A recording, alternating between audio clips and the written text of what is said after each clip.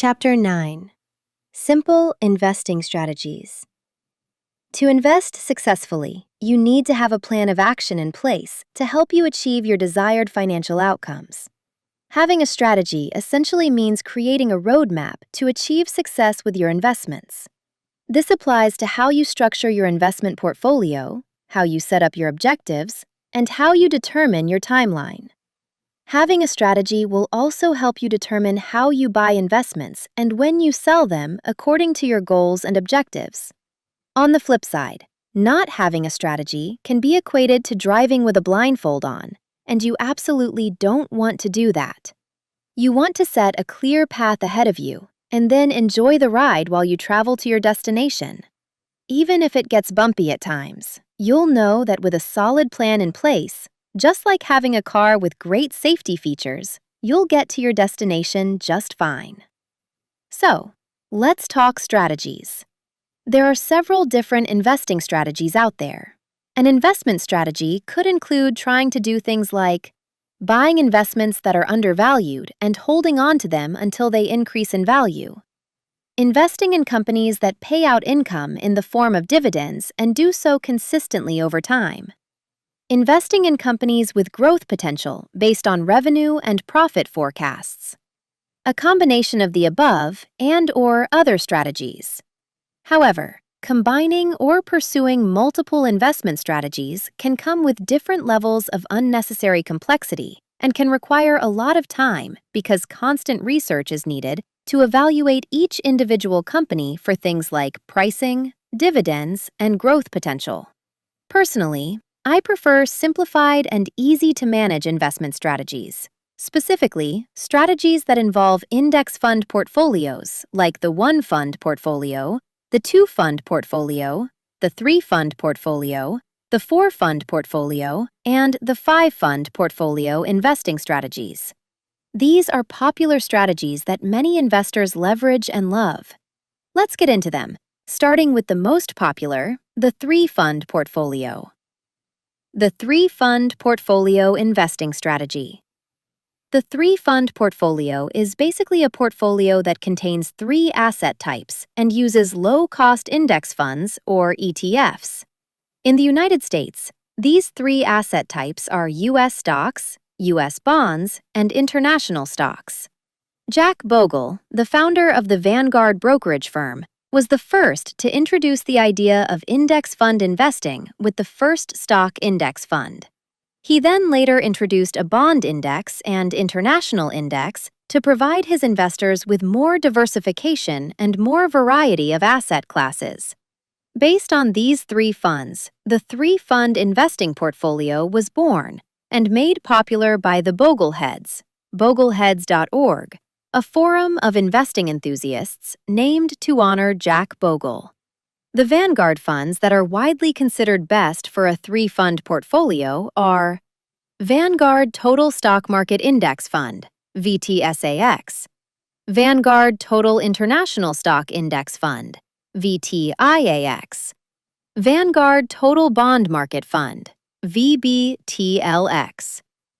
The 3-fund portfolio investing strategy is great for anyone looking for simplicity with investing and a low time commitment. This is because you simply pick 3 low-cost funds and then align your investments to your investing objectives, rebalancing your portfolio over time as necessary. Among the benefits of the 3-fund portfolio are the following. Great diversification. Due to the variety of asset classes across a 3-fund portfolio, there's a high level of diversification, which means a lower level of risk and a high chance of your being able to achieve your investment goals when you leverage this investing strategy. Low cost. The expense ratios associated to index funds and ETFs are typically the lowest across the various investment types, including actively managed mutual funds. Because the fees are low, you'll have more money to invest and in turn more money that has the opportunity to grow, as opposed to paying high fees, which over time can have a massive effect on the returns in your portfolio. Easy to manage. Because this strategy has only 3 funds, it's easy to manage any changes you need to make, for example making contributions or withdrawals, updating beneficiaries, tax planning, etc., and also easy to rebalance your portfolio based on your ideal asset allocation as you achieve your investment goals. Nil advisor or fund manager risk. When it comes to this strategy, you typically don't need a financial advisor, as you're managing your own investments. This means you can save more money and can avoid any conflict of interest issues. You can also avoid any issues with fund managers trying to outperform the stock market or making poor investment decisions that you are not aware of. Better than average performance. History has shown that over the long term, index funds outperform actively managed funds. This is because index funds simply follow index benchmarks to track the performance of the stock market or a particular sector, whereas actively managed funds are focused on earning higher returns for their investors by outperforming the market, which does not often happen.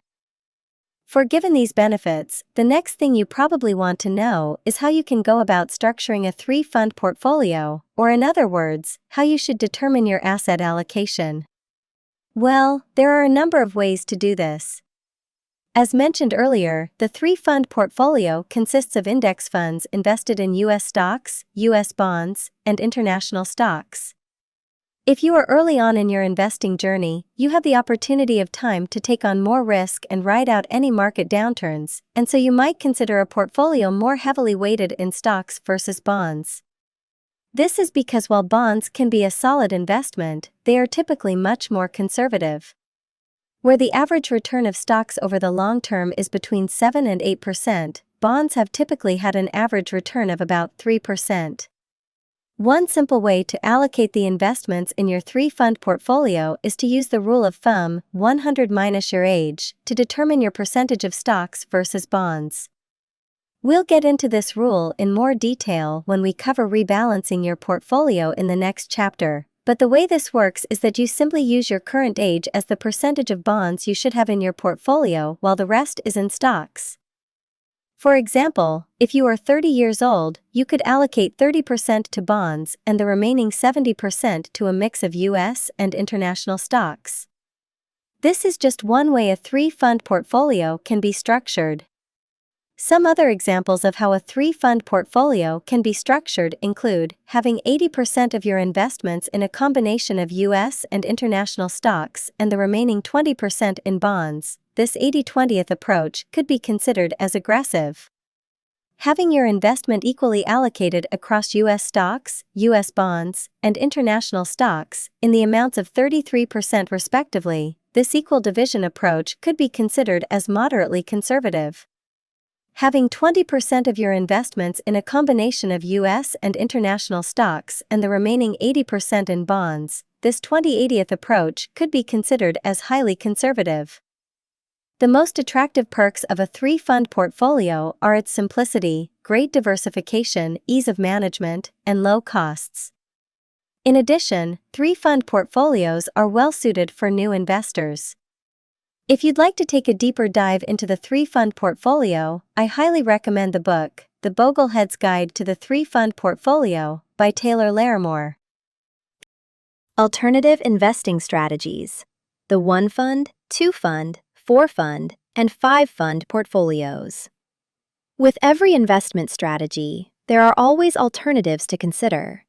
The whole idea behind considering other investment approaches is to help you figure out, or to confirm, which approach will work best for you. So let's go over a few alternatives to the 3-fund portfolio. They include the 1-fund portfolio. This investing strategy is the simplest of all and involves investing in one single total stock market or broad market fund. This allows you to invest in a diversified mix of stocks across large, medium, and small cap companies.